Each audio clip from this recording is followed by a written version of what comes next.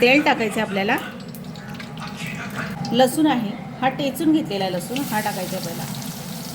लसूण ना क्रिस्पी करून घ्यायचा, याच्यामध्ये एकदम कडक घ्यायला पाहिजे.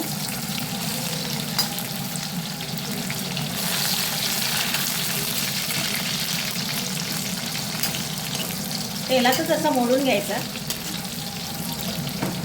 शेंगदाणे टाकायचे.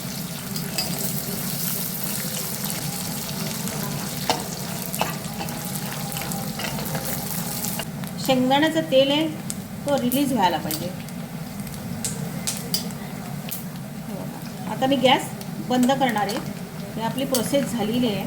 मसाले मी काय टाकणार आहे, आमचूर पावडर, चाट मसाला, गरम मसाला, तिखट आहे, हा काश्मीरी तिखट आहे आणि हा तिखट मसाला आहे आणि ही काश्मीरी कलरसाठी आहे. हे मी याच्यामध्ये टाकून देणार आहे.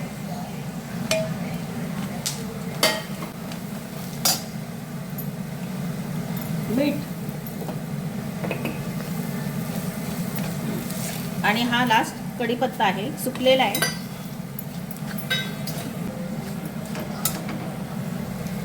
सगळं आपल्याला ह्यामध्ये टाकून द्यायचं.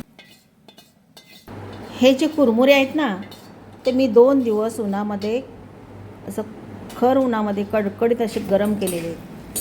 त्याने काय होतं माहिती आहे का, हा आपला चिवडा आहे ना अगदी कुरकुरीत होतो.